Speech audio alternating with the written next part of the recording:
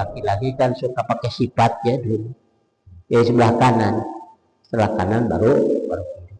Jadi yang sifatnya memuliakan itu dahului yang sebelah kanan, baru sebelah kiri. Contoh, wa komisin wa na'lim, memakai gamis ya, ataupun memakai sandal, wa taqlimu dhafrin, dan menggunting kuku,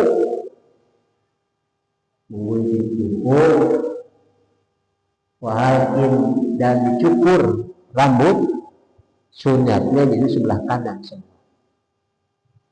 Makanya dalam pelaksanaan kita menggunting kuku itu dari sini. Imam Ghazali berpendapat dari ini telunjuk ini ya, sini baru ini. Kaki juga begitu, belah kanan sini, dari ke sini terus ke sini terus, baru ujungnya sini. Itu dalam pelaksanaan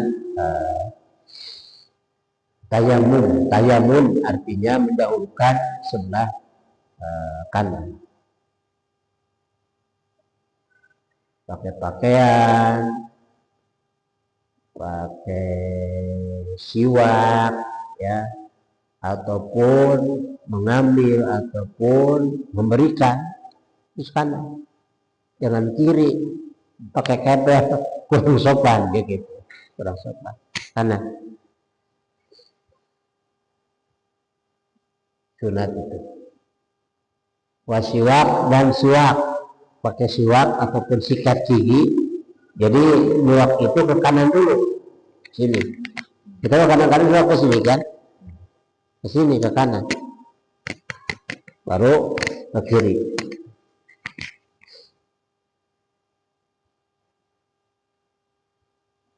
Wa yukrahu tarkuhu, makruh meninggalkan sebelah kanan. Jadi mendahulukan sebelah kiri, makruh itu. Kalau dalam istilah bab takrim, bab memuliakan. Bab memuliakan. Wa yusannu tayassur, dan disunatkan mendahulukan sebelah kiri, sebaliknya dalam bukan bab takrim, bukan bab memuliakan, menghinakan. Contoh, artinya kita istinja, ya, istinja kita kan pakai apa? Pakai tangan kiri kan, istinja itu, obeh, gitu kan. Terus wamtihotin, istilahnya apa? Mengeluarkan ini supaya apa istilahnya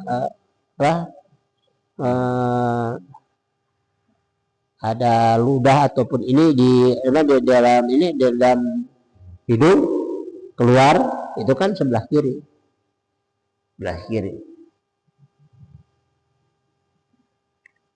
wahol ilbasin, dan membuka pakaian. Jadi membuka pakaian juga sebelah kiri. Wa na'lin, membuka sandal sebelah kiri.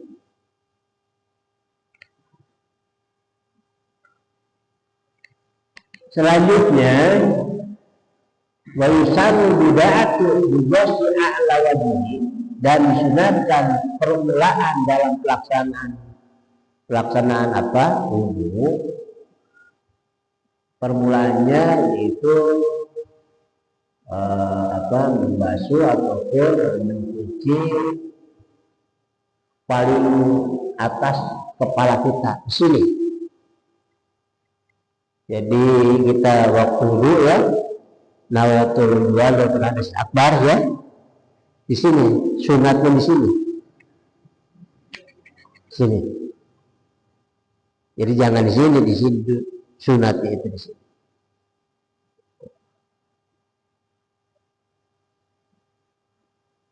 Tulul wa atraf yadayhi, dan ujung-ujung tangan dua di sini.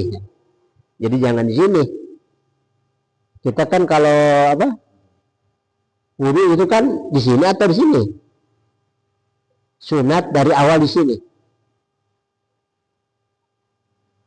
Kaki juga begitu, kaki juga di sini. Dari ujung.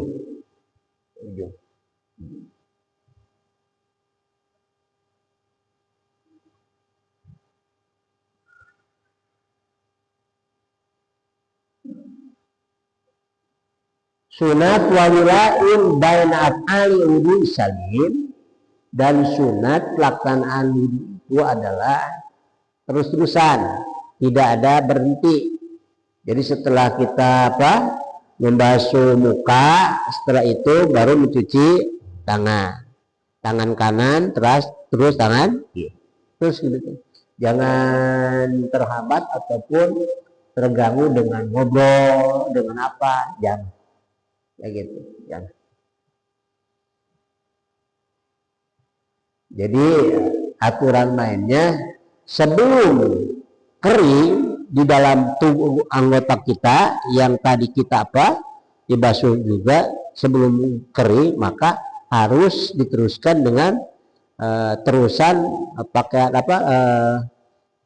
bagian-bagian tubuh yang wajib kita kubah, wajib kita bersihkan dalam wudhu itu. Contoh, sini wudhu pertama sekali, jadi jangan keburu kering, jadi langsung ditimpa lagi, setelah itu terus begini, terus gini, terus gitu. Jadi jangan menunggu kering, ya, jangan kering. Itu adalah artinya sunat terus-terusan dalam pelaksanaan wudu, ya, menurut imam madhab. Ada yang mempunyai pendapat bahwa bukan sunat tapi man aujabahu, ada yang mewajibkan terus-terusan, yaitu ada siapa? Imam Malik yang mewajibkan, artinya terus-terusan. Kalau imam-imam yang lain, Imam Syafi'i, Imam Ahmad bin Ambal, Imam siapa lagi, maka disunatkan untuk terus-terusan. Tapi untuk Imam Malik, artinya terus-terusan itu adalah merupakan kewajiban.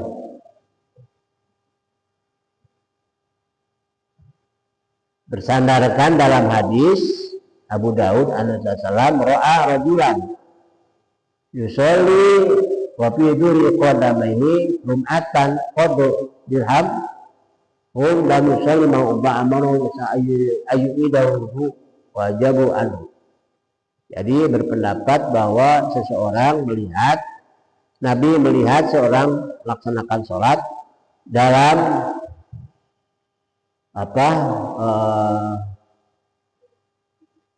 pundak ataupun ininya belum ada semacam di sini ada semacam tempelan yang belum dicucikan, belum dibersihkan, maka Nabi memerintahkan untuk melaksanakan, dikembalikan lagi sholat wudunya itu. Jadi awal lagi. Makanya dalam hadis tersebut Imam Malik berpendapat bahwa wilaun terus-terusan itu bukan sunat tapi hukumnya wajib berdasarkan hadis tadi.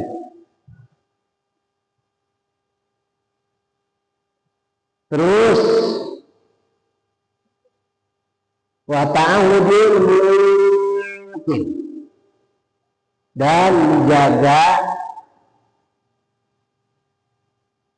tumit di sini, ya, menjaga, karena kan suka lupa, dan pinggir-pinggir mata di sini wajib nih. Contoh, ini dalam praktek wudhu itu begini Pak. Jadi kalau membasuh muka jangan sambil memejamkan mata, jangan begini. Justru harus dibukakan. Di juru-jurunya ini harus kena air. Dikarenakan ini adalah anggota dohir. Jangan jangan perem jangan. Dibuka. Bismillah. Ya, lewat itu saya. Dan cuman dalam biji mata tidak diwajibkan untuk dicuci, itu mah darurat kan gitu. Kalau biji mata mah. Tapi kalau ujung ini jari ini wajib nih. Takutnya ada kotoran-kotoran wajib dibersihkan. Pelaksanaan sholat atau pelaksanaan wudhu itu begitu.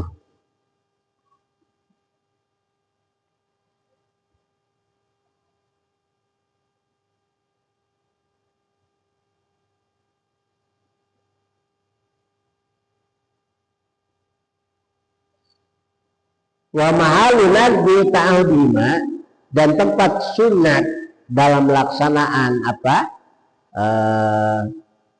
di ujung mata, kalau memang tidak ada semacam yang menghalangi, artinya kotoran ini, istilah orang Sunda mah cilet gitu ya gitu. Kalau tidak ada itu, kalau memang ada mah itu wajib dibersihkan. Jangan harus dibersihkan, makanya harus dibersihkan. Itu diantaranya pesunatan-pesunatan yang dilaksanakan dalam pelaksanaan wudhu. Selanjutnya wastiqbal kiblat, dan sunat dalam wudhu itu menghadap kiblat. Sunatnya itu menghadap kiblat. Fikul wudhuin, setiap wudhu. Di sini kan gimana di sini. Jadi sunatnya madep di sini pada KM.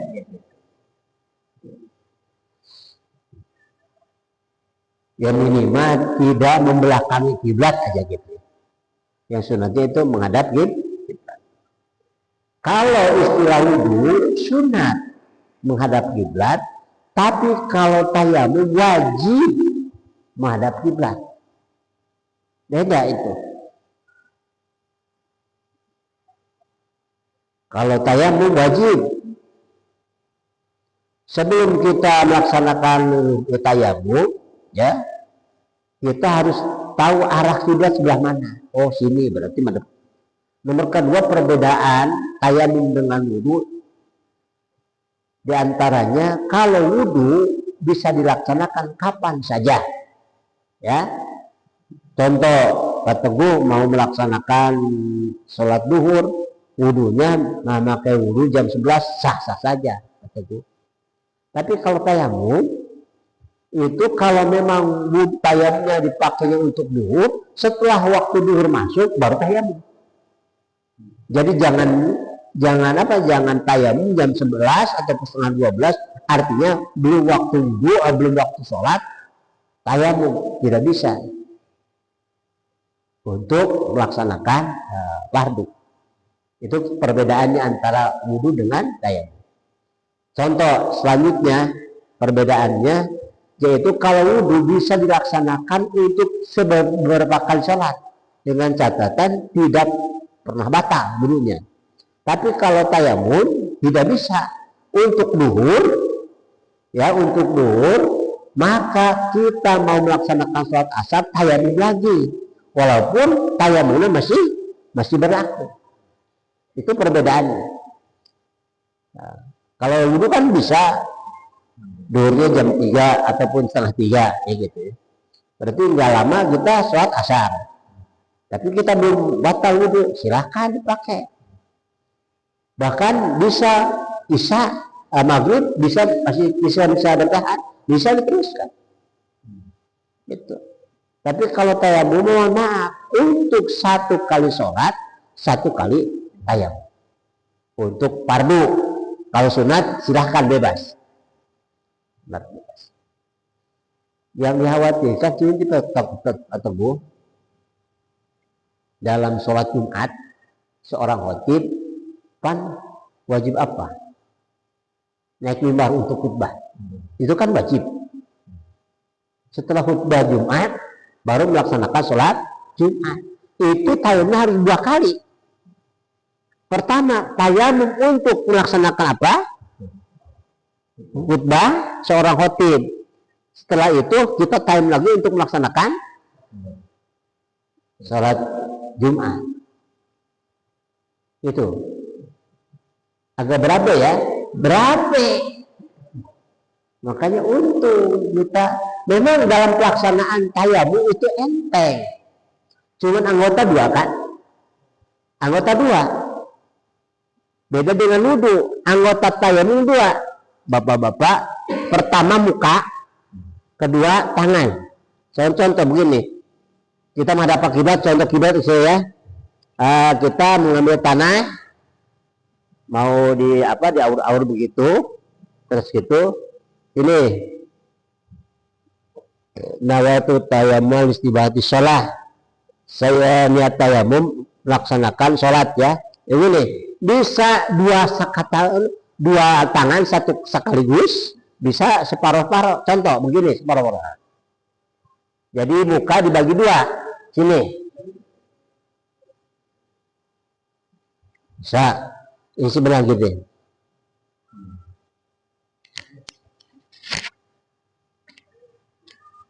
Bisa.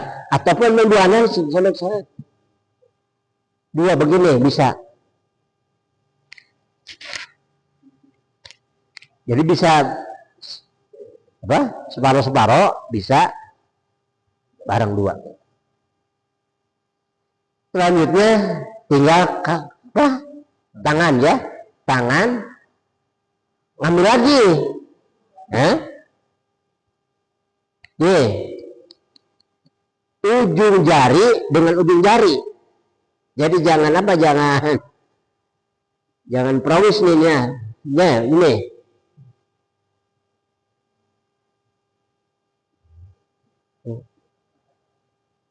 Ini yang ini. Ini kan yang udah mah ini kan. Tuh. Ini kan belum buat ini. Balikkan. Nah, ini jangan kena ini dengan untuk ini.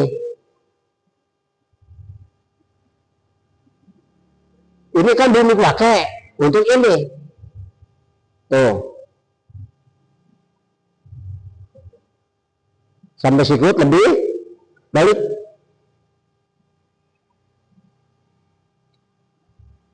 Coba Pak Teguh praktekkan.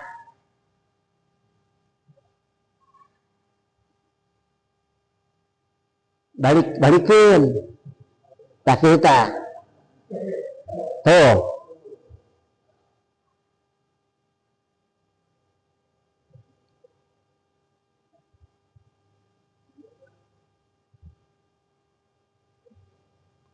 Coba sama-sama praktek tuh tayamum. Lebih dari sikut itu, lebih dari sikut. Awas. Cuma 1 kali kan?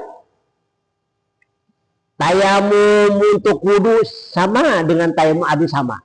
Contoh begini.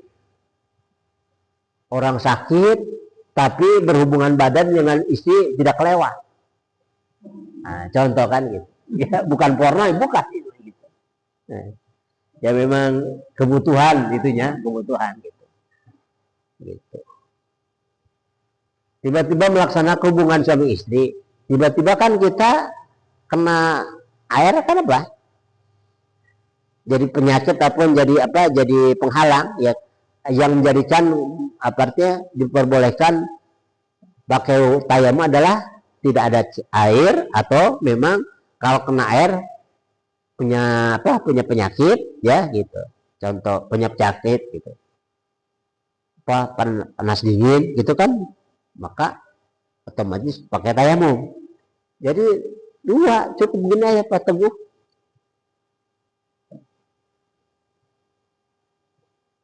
Udah. Nggak pakai apa pasir di apa ke kepala, enggak. Kayak kucing apa? Kucing sudah jual apa ngambil apa kotoran suka beli kan gitu. Enggak, kalau kita mah cukup begitu, cukup. Jadi dengan wudhu, dengan tayamum untuk adus dan tayamum untuk wudhu sama pelaksanaan. Cuman yang bedanya adalah apa? Niat. Niat itu mah niat tayamum untuk wudhu, ini mah niat tayamum untuk mandi besar. Jadi nawaitu tayamum apa lirat hadasil akbar. Kalau itu dalam tayamum niat tayamum lirat hadasil asghar. Itu aja. Yang membedakannya itu.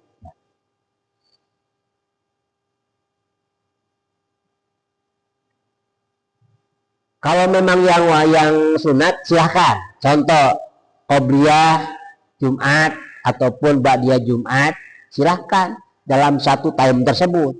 Tapi untuk fardu hanya untuk satu kali tayamum, satu kali sholat. Duhur kalau asar beda lagi, maghrib beda lagi. Berarti 5 kali sholat, 5 kali tayamum. Begitu. 5 kali. Itu bagaimana itu sholatnya jami kosong apa di jamak? Itu kan 2. Berabe gitu, berabe. Makanya harus tahu itu. Sholat kan di jamaah, berarti kan 2 waktu di dalam 1 waktu kan. Sama. Apanya? Di jamaah 2. Dikarenakan kan 2 sholat kan.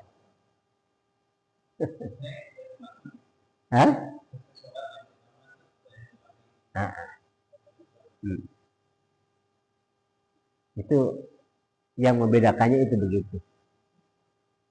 Terkecuali kalau memang terpisah dengan sunat ataupun fardu kifayah. Contoh, Bang Dul setelah melaksanakan duhur, ya, ada orang yang meninggal, ya, kita bisa menyolatkan jenazah dengan tayamum tadi, silahkan. Dikarenakan itu posisinya ada fardu kifayah, bukan fardu ain. Silahkan. Perbedaannya begitu. Kita harus hafal, harus tahu itu. Kalau orang sakit posisinya di rumah sakit nih, dirawat, terus dia tidak bisa bergerak, itu ngambil ibunya di tembok boleh? Memang di apa? Bukan masalahnya.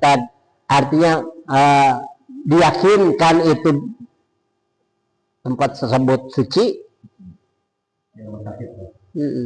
tidak ada debu najis. Kalau memang meragukan, kita ambil aja yang suci-suci. Contoh begini, dan ya jadi jangan debunya gitu. Contoh ngambil pasir yang apa? Yang di dalam, ya tiba-tiba masukin ke sapu tangan. Ada kan kebulan debunya, debu, gitu aja. Cukup. Contoh model sholat di kapal, itu kan dalam ibadah haji kan ada sholat apa? Sholat kita dihormati waktu aja, dihormati waktu. Kalau memang melaksanakan sholat itu dihormati waktu. Jadi jangan kira-kira meragukan, jangan dipakai. Kalau memang meyakinkan, silahkan. Gitu aja.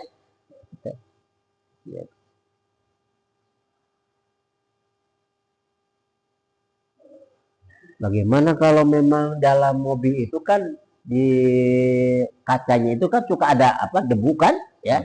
Itu yakin suci ataupun tidak. Kadang-kadang kan bangkai kucing yang udah lama kegeleng, muncrat, kena ini kan. Jadi artinya meragukan. Kalau nggak meragukan, cari yang sah-sah saja, yang tidak meragukan. Tidak. Meragukan tidak.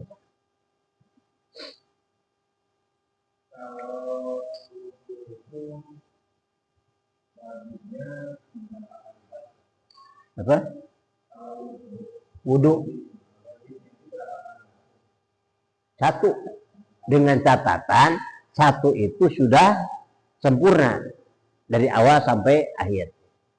Yang tiga itu sunat. Ya, itu. Kalau satu contoh ini muka dalam satu kali kumbahan itu dari dari ujung sampai ini sempurna, itu dianggap satu, silakan sah. Tapi kalau tidak, maka walaupun 1000 kali, kalau tidak sempurna dengan satu kali, sempurna itu 1000 kali, berarti dianggap satu, itu aja.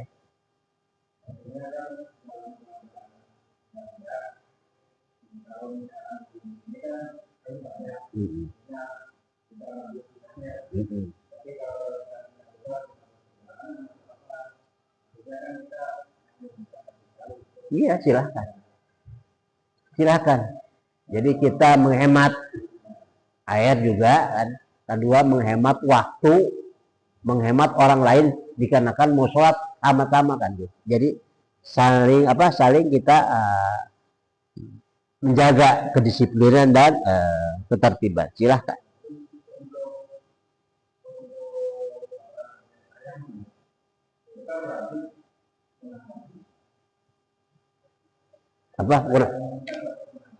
Iya.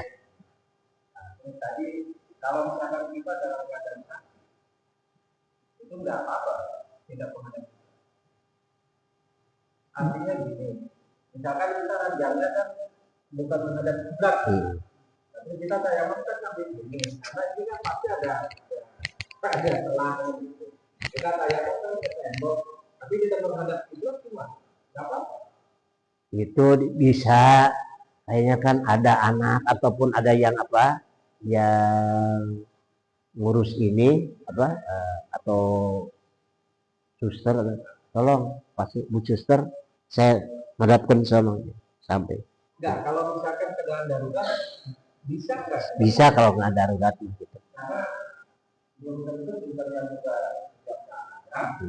suster yang menjaga juga ada. Ya kalau kita menolak, ternyata kita ranjangnya itu tidak menghadap kita kan bisa ini ngigir gini.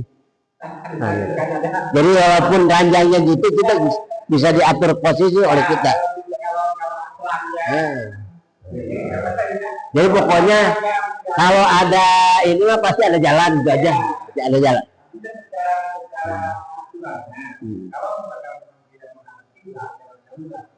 Ya, silakan.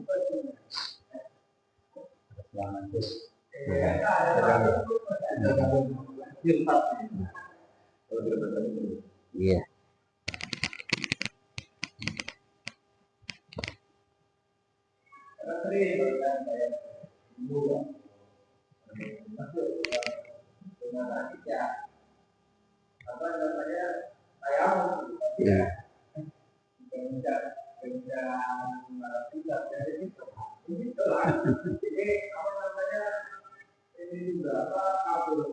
Ya kalau memang darurat mah sah-sah saja.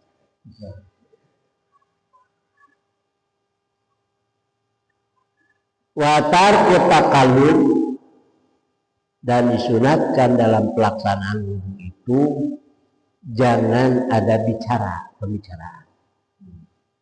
Fi asna'i wudhu'ihi, di tengah-tengah kita melaksanakan wudhu, bila hajatir, kalau memang tidak diperlukan. Silakan, udah aja masing-masing wudhu. Jangan teguh wudhu dengan parikae. Tadi kayaknya kelihatan sibuk-sibuk. Nah, jangan gitu, masing-masing gitu, masing-masing. Kalau tidak ada yang sangat dibutuhkan. Tapi ada halannya wajib bicara di saat kita wudhu. Contoh begini, dalam pelaksanaan wudhu kita melihat orang yang tidak melihat, yang tunanetra, pas dekat pinggir apa kali ataupun empang ataupun sumur kalau dulu kan takutkan apa? Takut terjun ke empang ataupun maka kita bicara, nah ada tam naon empang atau takut dikarenakan orangnya tidak melihat. Nah, cuman kita bisa apa? Bisa menegur, jangan ke sana mah. Ini di tengah-tengah wudhu silahkan. Bahkan hukumnya wajib itu. Jadi menjaga keselamatan orang lain. Gitu. Kalau tidak ada kebutuhan, jangan kita bicara waktu wudhu ya, waktu terkecuali dengan zikir ke Allah pada Allah Subhanahu wa taala. Wala yukrau salamun alaihi wala minhu wala rabbuhu, dan tidak dimakruhkan membaca salam. Ya, membaca salam kepada orang apa? Kepada orang yang melaksanakan wudu. Contoh, Pak Teguh dia pada KM wudunya awal, Pak Teguh baru Assalamualaikum pada KM. Silakan, tidak apa-apa. Dan tidak makruh menjawab salam juga. Waalaikumsalam. Ya tidak bisa. Emang beres peteguh teh sekalian baca salam aing keur wudu begitu kan.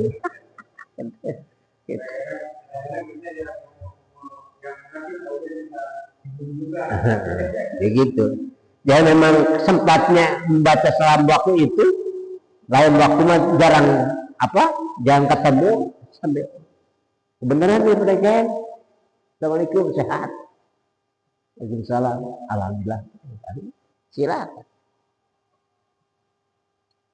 Tidak dimakruhkan artinya. Tidak dimakruhkan. Watar putamsir, dan meninggalkan artinya kita membersihkan air-air yang ada dalam wudu. Contoh apa? Muka kita di apa? Diserbet anduk atau jangan. Sunat artinya air-air yang biasa dipakai wudu artinya berhenti sendiri, tidak ada campur tangan, kita dibersihkan dengan anduk dengan apa? Wasahadatani akibahu, mudah-mudahan ada manfaatnya. Allahumma sholli ala Muhammad. Silakan.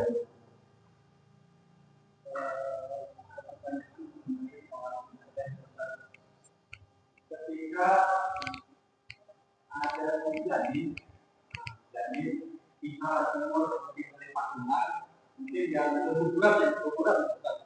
keguguran antara 5 bulan atau 6 bulan, itu apakah mesti ditolakkan jenazah atau tidak? Si itu. Si bayinya. Bayi. Lebih dari 4 bulan. Karena di kampung saya tergunakan kalau yang lebih 4 bulan itu ada ruhnya. Pokoknya dalam kitab-kitab fikih wali siti mayit yang artinya yang keguguran diwajibkan itu adalah yang diwajibkan cuman apa artinya dikubur ya. Adapun untuk disolatkan itu tidak diwajibkan. Gitu aja. Dalam terkecuali kalau orang itu udah apa? Baru apa istilahnya sekali nyawanya pas keluar langsung meninggal, itu wajib sholatkan itu. Jadi kalau keguguran kan masih apa? Masih dimungkinkan, artinya belum ada apa-apa, maka dalam ilmu fikih tidak diwajibkan untuk melaksanakan sholat jenazah. Itu aja. Cukup.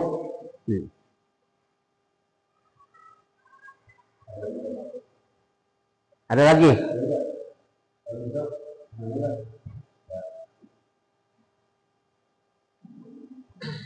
Sok doa sok doa tuh itu sok. Ayo sok.